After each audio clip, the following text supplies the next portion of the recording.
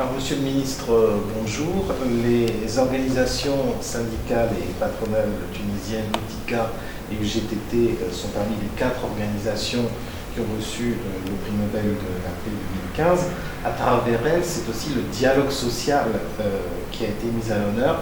Quelle importance le gouvernement tunisien et votre ministère en particulier accorde-t-il au dialogue social?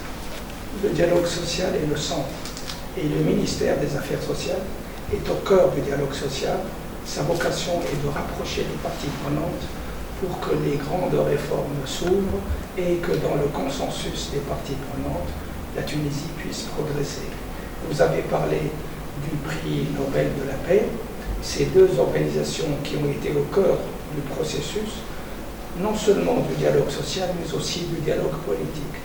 Ces 2 organisations ont un passé extrêmement important dans l'histoire de la Tunisie. Elles ont contribué à la lutte de libération nationale, elles ont contribué à la libération du pays, et par-delà leur caractère d'organisation représentative, l'une du patronat, l'autre du salariat, ces organisations sont au centre de la politique tunisienne. C'est grâce à elles que la Tunisie a pu dénouer la crise de sa transition politique. C'est grâce à elles que nous avons pu passer le cap extrêmement difficile de la transition, qui a été une transition particulièrement mouvementée et qui aurait pu déboucher sur une situation gravissime si ces 2 organisations n'avaient pris l'initiative d'engager un dialogue avec tous les partis politiques de la Tunisie. Pour vous, donc, ces 2 organisations et les lauréats en général du prix Nobel ont joué un rôle essentiel, un rôle moteur donc, dans le processus de la révolution. Tout à fait.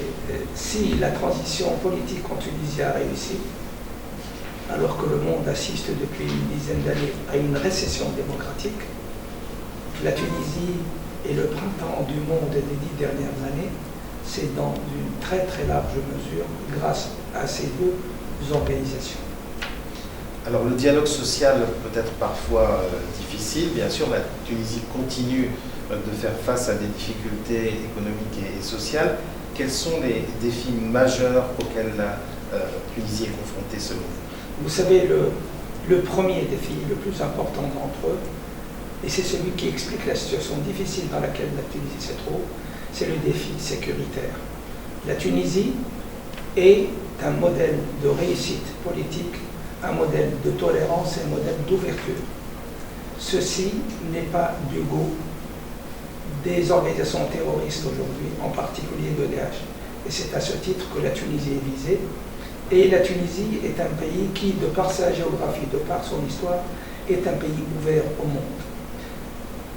Les attaques terroristes ont rendu la vie difficile à la Tunisie.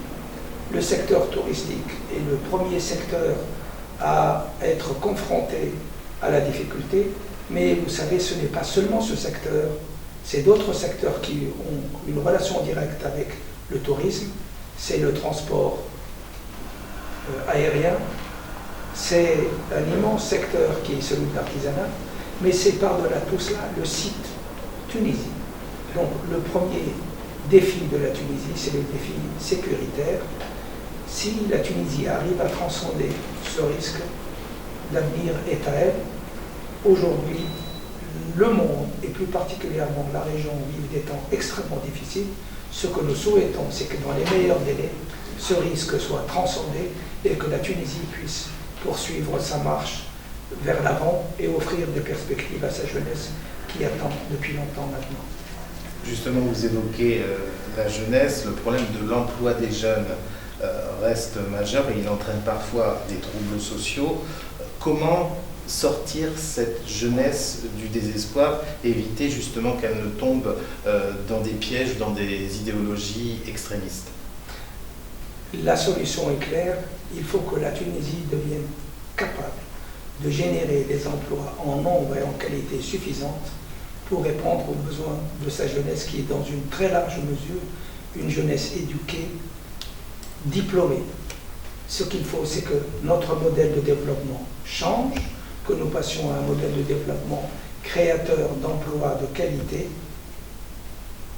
et en nombre suffisant pour offrir à cette importante jeunesse, en particulier les diplômés de l'enseignement supérieur, dont le nombre aujourd'hui au chômage est entre 200 000 et 250 000.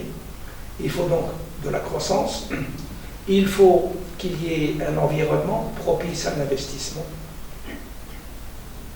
et il faut une vision pour développer les régions, pour développer l'économie.